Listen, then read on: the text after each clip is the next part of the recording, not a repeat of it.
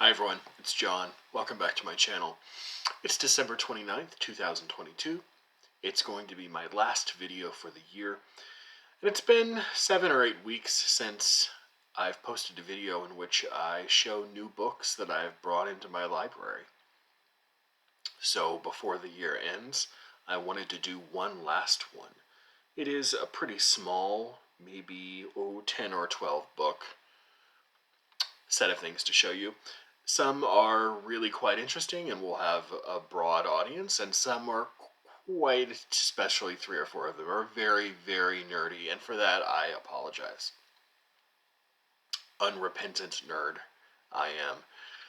But let me just get started with a few of the things I think will be of more mass appeal. I found some of these. I'm not really a big edition person. If I find a book, as long as it's not a mass market book and it's in decent shape with no water damage or dog earring or anything like that, I'm pretty okay. But I'm a sucker for these International Collectors Library. I'm sorry for the glare there.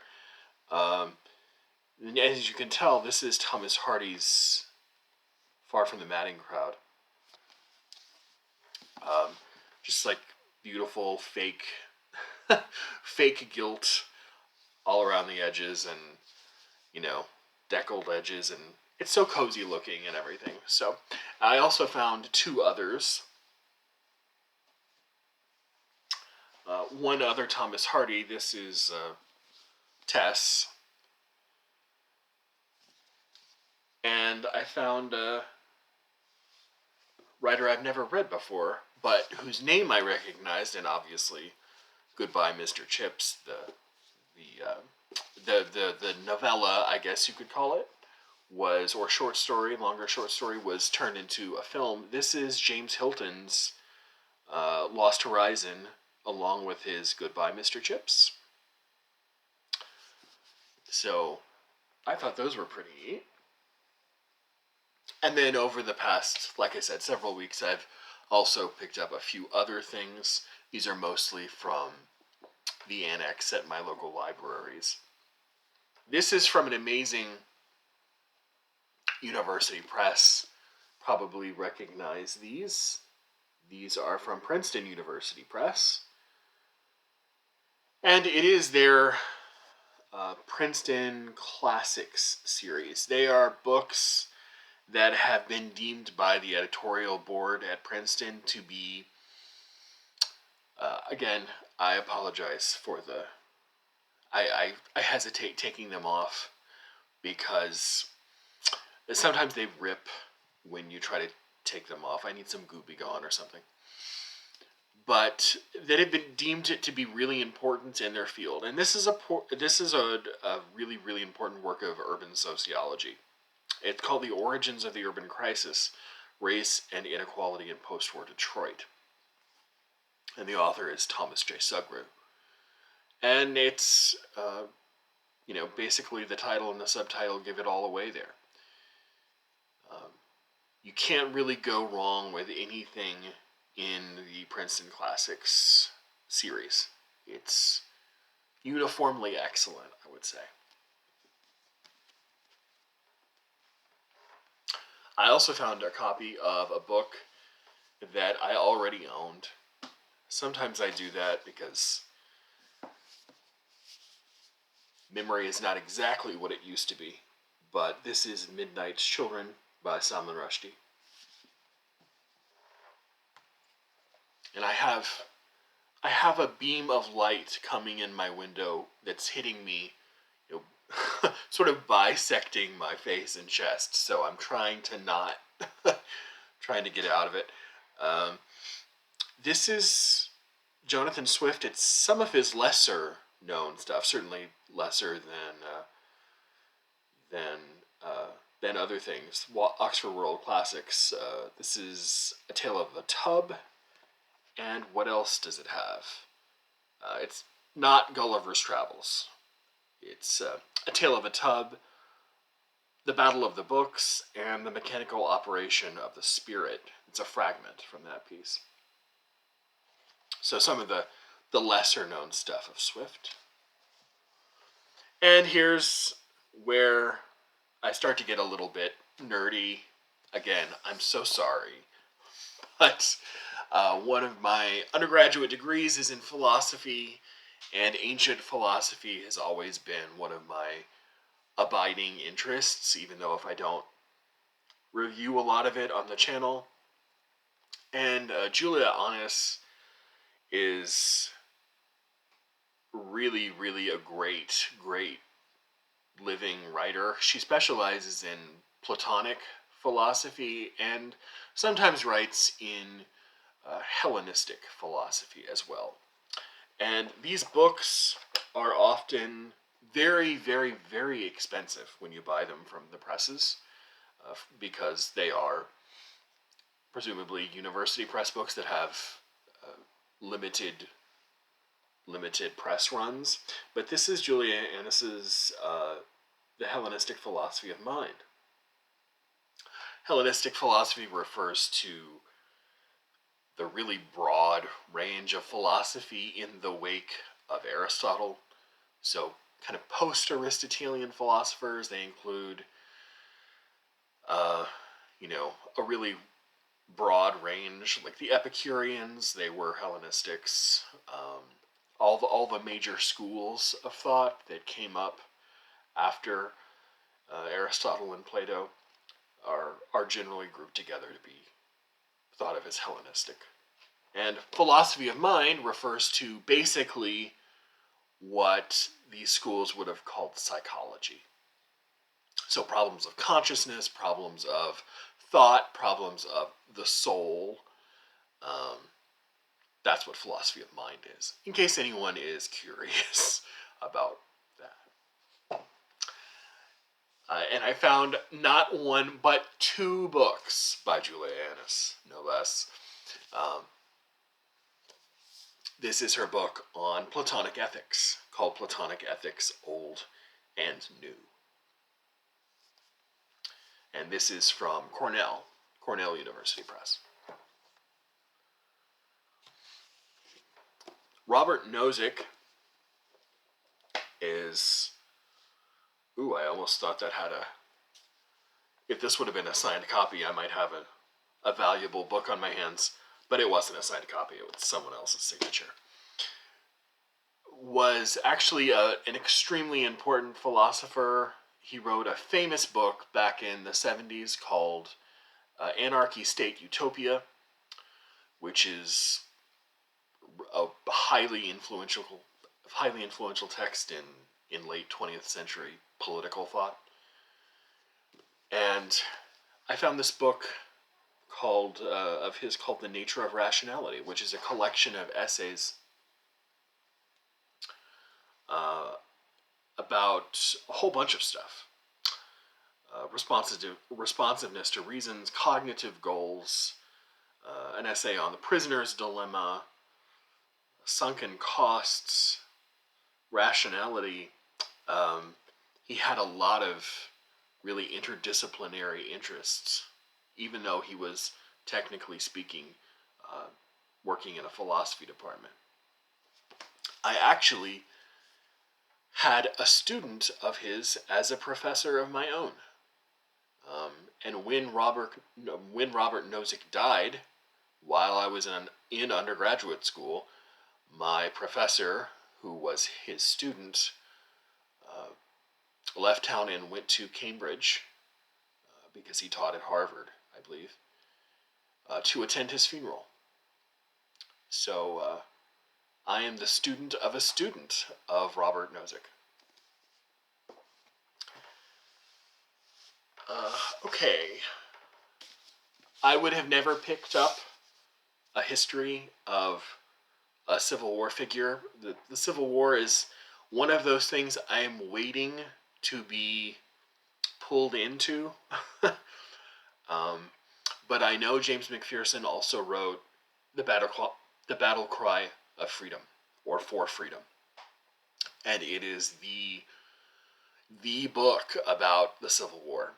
So if anyone ever suggests you a big survey of the Civil War, that's probably going to be one of the names that pops up. And this is his biography of Jefferson Davis, embattled rebel Jefferson Davis as Commander-in-Chief.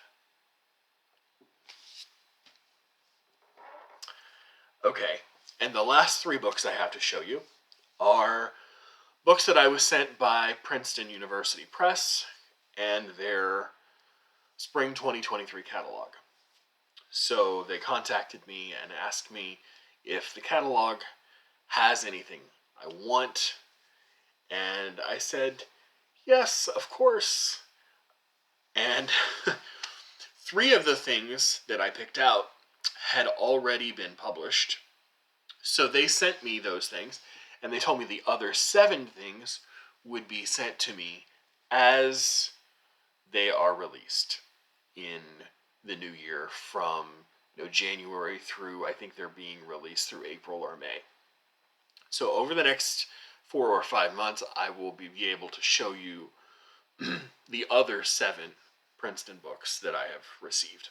But the ones that I got here are these. Again, I'm so sorry. I'm also a huge math nerd. So my other undergraduate degree, but besides the philosophy one, is in physics. So understandably, I took a lot of math. A lot of math. And this is Julian Havel's The Irrationals there, with the pi and the e and the phi, and isn't that so cute? A story of the numbers you can't count on. And it is going to be a heck of a slow read because I don't mean to give anyone a headache here. So if you're allergic to math, kind of look away. But some of this stuff is easier than others. I mean, there's some trig, but some of it is actually looks to be a bit more complicated. Like we get into Hermitian polynomials and stuff like that.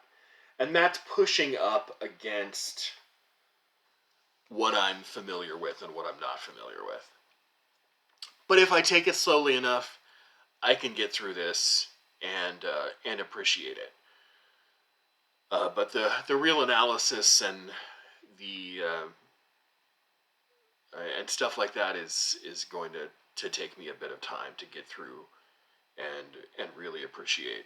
Some of the set theory will also be the same way.